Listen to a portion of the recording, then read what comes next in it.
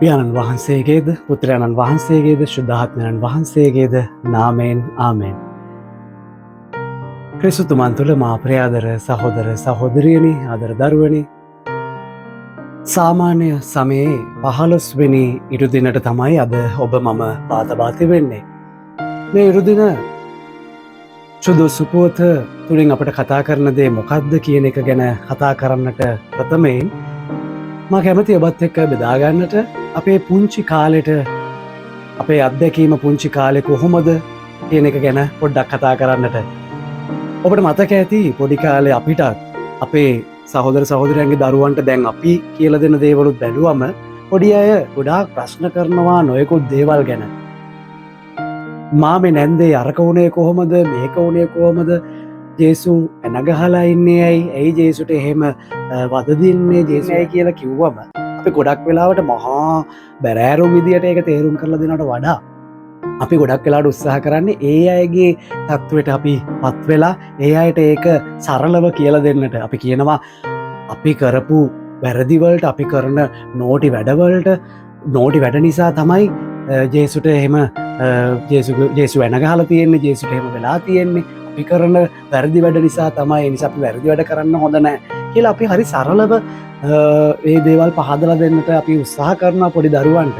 ඉතින් අද දවසේදී මේ සුද්ධ සුපුවත තුළින් අපට පෙන්වන මේ කතාන්දරය, මේ උපමාව තුළින් අපිට මතක් කරලා දෙන්නේ උන්වහන්සේ උපමා මාර්ගයෙන් ජනතාවට දේශනා කරන්නට උත්සාහ කරන. මොකද ඔවුන්ට කියන සමහරක් දේවල් බැරෑරුම් නැත්තං තේරුම් ගන්නට ලොකුවට අමාරු. මොකද උගත් පිරිසක්කට නෙමේ උන්වහන්සේ දේශනා කර මේ සාමාන්‍ය තුප්පත් අසරණ ජනතාවට, සාමාන්‍ය ජනතාවකට තමයි උන්වහන්සේ දේශනා කරේ, උන්වහන්සේගේ ධර්මය ප්‍රචාරය කරේ. ඉතින් ඒ නිසා උන්වහන්සේට තේරුණා මේ දේවල් ටිකක් බැරෑරුම්, මේ දේවල් ටිකක් ඔවුන්ට බර වැඩි කියන එක.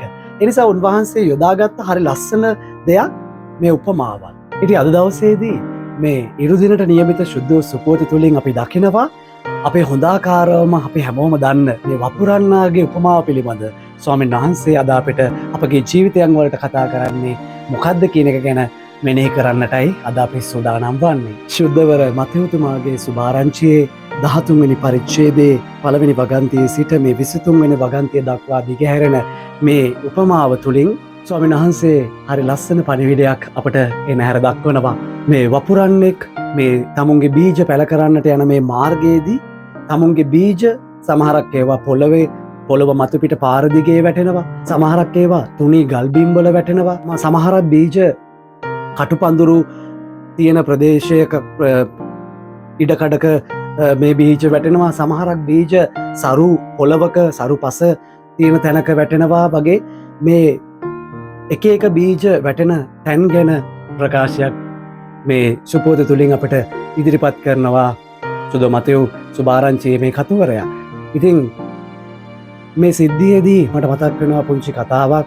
ගුරුවරයෙක් එක්තරා පරීක්ෂණයක් සඳහා විවිධ පස් වර්ග අරගෙන එකම බීජය මේ පෝච්චි 4ක තිබෙන මේ පස් වර්ග 4කට දාලා ඒ පැලවෙන විදිහ බලාගෙන ඉන්න ළමයින්ට නිරීක්ෂණය කරන්නට අවස්ථාව දෙනවා.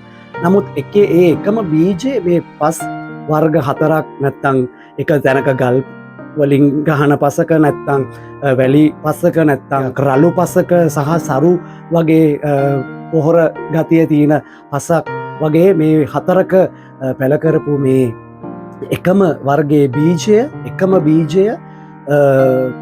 බීජ 4ක් මේ පස්වල පැලකරමින් නිරීක්ෂණය කරන්නට යෙදුනම සමහරක් පස්වල මේ බීජය පැලවෙනවා, සමහරක් පස්වල මේ බීජ පැලවෙන්නේ නැහැ. එතකොට මේ ගුරුවරයා අහනවා දරුවන්ගෙන් මේ පස්වල වැරද්දක්ද නැත්නම් මේ බීජේ වරදක්ද කියලා. එතකොට ඒ දරුවෝ කියනවා මේ පස්වල තියෙන ප්‍රශ්නයක්. මොකද එක පසක තියෙන්නේ බොහොම රළු ගතියෙන් යුත් පසක පස්.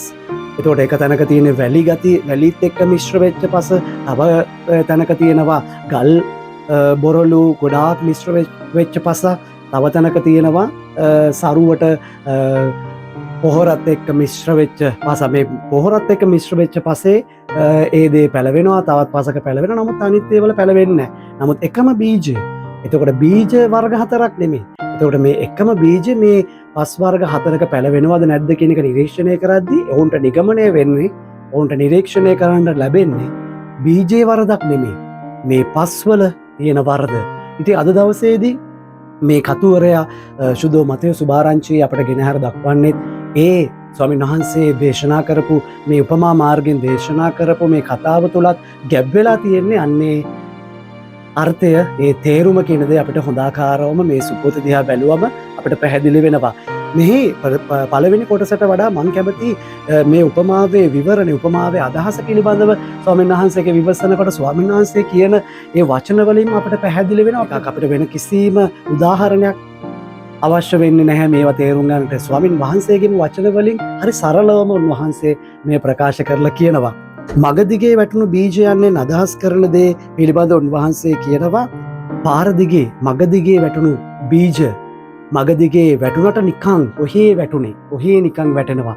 එතකොට එය නපුරාඇවිල්ල අරගෙන යනවා කාලදානය පක්ෂීන ඇවිල්ලකා අරගෙන යන එක අපි සංකේතවත් කරනවා නපුරා විසින් එය උළු ප්‍රමුකද නික ඔහේ වැටුනේ.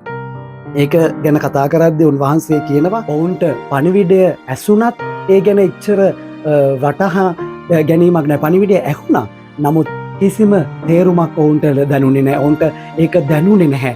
ඔවුන්ට ඒක වටිනාකමක් තේරුණෝ ඒක තේරුමක් ඔවුන්ට දැනුනේ නැහැ. ඔවුන් නිකාම පණිවිඩය ඇහුව විතරයි. සාතන්ට නිකම්ම ඒක අරගෙන යන්නට අවස්ථාව තියෙනවා. හොඳාකාර මොකද ඒක නිකම්ම අර්ථයක් නෑ. ඒක හැඟීමක් නෑ. නිකන් අර කවුරුහරි කෙනෙක් ඇවිල්ලා අපිව කෙනෙක්තුවාම අපිට නිකන් දැනුන්නේ නැහැ. ලාදුරු රෝගීන් වගේ අපි. ලාදුරු රෝගීන්ට දේවල් දැනෙන්නේ නැහැනේ. ඒ වගේ ලාදුරු රෝගී ජනතාවක් වගේ අද අපි පත් වෙලා තියෙන බවක් අපිට පෙන්නුම් කරනවා. ඒ වගේම තමයි තුනී බිම්වල වැටිච්ච බීජයන්නෙන් අදහස් කරන දේ ගැන ස්වාමීන් වහන්සේ ප්‍රකාශ කරන දේ තමයි පණිවිඩ ඇසූ කෙනෙහිම එය සතුටින් පිළිගත්තත් සිතෙහි තැන්පත් වී නැති බැවින් මද කලක් පැවත පණිවිඩය නිසා හිංසාවක් හෝ පීඩාවක් හෝ පැමිණි වහාම කෙනෙක් පැකිලී වැටති. පණිවිඩය ඇහුවා සිතෙත් පැලවුණා. නමුත් මොනහරි දෙයක් සිදුවෙන්න ඒ දේ ගැන කිසිීම මේකක් නෑ. කෙලින්ම ඒක ගැන තැකීමක් නැතුව අපි වැටෙනවා අපි සැලෙනවා. පණිවිඩය ඇහුවා සිතෙත් ධාරණයන හොඳට අවබෝධත් කරගත්ත ඒ නිසානේ පැලවුණේ. නමුත් පොඩිහරි සිද්ධියක් වෙච්ච ගවම්ම අවුරශ්මිය ඇවිල්ලා ඒව වියලී ගියා වගේ පොඩි සිද්ධියක් ජීවිතය වුණොත් ඒ කිසිම දෙයකින් වැඩක් නෑ. ඒ ගැන තමයි ලොකුවට කතා කරන්නේ ලොකුවට ඒ දේවල් ගැන අර පණිවිඩෙන් ලැබිච්ච ඒ අවබෝධයවත් අකන්නේ නැතුව ජීවිතයේ එතනින්ම අවසාන වෙනවා. කලකිරීමෙන්ම ජීවිතයේ නිමාවට පත්වෙන ආකාරයක් පෙන්නුම් කරනවා. ඒ වගේම කටු පඳුරු අතරේ වැටිච්ච බීජයන්නෙන් ස්වාමීන් වහන්සේ අදහස් කරන දේ අපිට ප්‍රකාශ කරන විදිය තමයි පණිවිඩය අසා මේ ජීවිතයේ කරදරවලින්ද වස්තු මායාවෙන්ද පණිවිඩය යටපත්වීම නිසා කෙනෙක් පල නොදරති. පණිවිඩය අසා මේ ජීවිතයේ කරදරවලින්ද පණිවිඩය ඇසුවා පණිවිඩය දැනුණා. නමුත් මේ ජීවිතයේ වෙන දේවල් කරදර වස්තු මේ ලෝකෙ මායාකාරී දේවල් නිසා ඒ දේවල් යටපත් වෙනවා. අපේ දේවල් තියෙන අපි ආශාවක් තියෙනවා ස්වාමීන් වහන්සේගේ පණිවිඩය අහලා උන්වහන්සේව අදාහ ගන්න උන්වහන්සේ කෙරේ විශ්වාස කරන. නමුත් මේ ලෝකයේ සිදුවන සිද්ධීන් සහ මායාකාරී දේවල් ෆැන්ටසීස් වලට අපි හවු වෙලා ඒ දේවල් අපිව යටපත් කරගන්නවා. ඒ දේවල් තමයි අපිව පාලනය කරන්නේ. ඊට පස්සේ අපි නෙමෙයි පාලනය වෙන්නේ. ඒ දේවල් තමයි අපිව පාලනය කරන්නේ. ඒ නිසා අපිට පණිවිඩය ගැන කිසිම තැකීමක් නැහැ. නමුත් අවසානයේදී කියනවා සරුපසේ පැලවෙච්ච බීජ පිළිබඳව කතා කරද්දි ඔවුන් සරු පොළව පස සාරවත් නිසා ඒ පසට එය උරාගන්න නිසා පස හොඳට පල දරන්න කියාපු පස නිසා ඒ වැටෙන බීජ හොඳට සරුපසේ පැලවිලා අල්ලගෙන සරුසාර පොළවේ තිස්ගුණයක්ද සැටගුණයක්ද සියගුණයක්ද වශයෙන් සාරවත්ව ඒ පැල පලදරමින් ඉහලටම නැගී එන බවක් අපට මතක් කරලා දෙනවා මේ ශුද්ධ සුපෝතේ. ඒ නිසා අද මේ ශුද්ධ සුපෝතේ කතා කරපු මේ පස් හතර කොටස් හතරකට බෙදුවොත් මේ කොටස් හතරෙන් කතෝලික ජනතාවක් සුද්ධ ස්වාමින් වහන්සේව අදහන ක්‍රිස්තියානින් කියන මේ ක්‍රිස්තුස් වහන්සේ අනුගමනය කරන ජනතාවක් හැටියට අද මේ පස් හතරෙන් අපේ ජීවිතයේ තියෙන්නේ මොන පස් අතරද? අපේ ජීවිත මේ පස් හතරෙන් මොන කාණ්ඩයටද අයිති වෙන්නේ? මගදිගේ තනිකම්ම ඔහේ වැටෙන පාරක්ද අපේ ජීවිතේ? නිකාම්ම පස තුනී පසක තියෙන පස තුනී පසක් සහිත ජීවිතයක්ද නැත්තම් කටු පඳුරුවලින් වැහිච්ච ජීවිතයක්ද කටු පඳුරු සහ මායාවන් වලින් වැහිච්ච ජීවිතයක්ද නැත්තං සාරවත්ව මිශ්‍ර වුණු පසක් සහිත ජීවිතයක්ද ඔබට මට තියෙන්නේ කියලා කල්පනා කරන්නට අද ස්වාමීන් වහන්සේ අපට ආරාධනා කරනවා අපිත් ගොඩක් වෙලාවට මේ පස් හතරෙන් එකකට හෝ දෙකකට හෝ තුනකට අනිවාර්යෙන්ම අයිති වෙනවා එකක් තමයි සමහරක් වෙලාවට අපේ ජීවිතෙන් අයින් වෙන්නේ ගොඩාක් දුරට ඉතින් අද අපි කල්පනා කරලා බලමු මේ කාණ්ඩ හතරෙන් මොන කාණ්ඩයටද අපි අයිති වෙන්නේ කියලා ලෝකයේ තිබෙන විවිධාකාර මායාවන් වලින් අපේ ජීවිත පාලනය වන්නට ඉඩ දීලා බලාගෙන ඉන්න ජනතාවක්ද නැත්නම් සාරවත් පසක වැටෙන පැලවෙලා එන බීජ වගේ ස්වාමීන් වහන්සේගේ පණිවිඩයත් අහලා එයට එහෙ කියලා පිළිතුරුත් දීලා උන්වහන්සේගේ ඒ ආලෝකය ලැබලා ඒ ආලෝකය තුලින් අනිත් අයවත් ඒ ආලෝකය කරා අරගෙන එන ජනතාවක් බවටද අද අපිපත් වෙලා තියෙන්නේ කියලා හොඳාකාරවම කල්පනා කරන්නට අද දවස ඉතාමත් වැදගත් වෙනවා. ඒ නිසා අපි ශුද්ධාත්මයන් වහන්සේට අපිට අවබෝධයක් ඒ පිළිබඳව නැත්නම් අපි ශුද්ධාත්මයන් වහන්සේට යාඥා කරමු.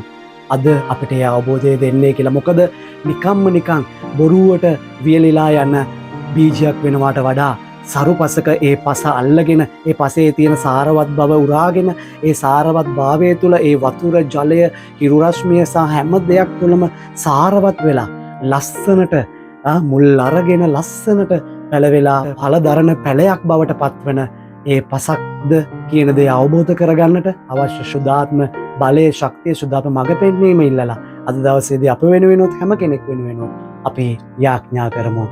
ඔබ සියලු දෙනාටම මේ මහා ප්‍රඥාව ශුද්ධාත්මයන් වහන්සේ තුළ ලැබෙන්නටේ කියලා මා ඔබ සියලු දෙනාට ප්‍රාර්ථනා කරනවා. ජේසු පිහිටයි.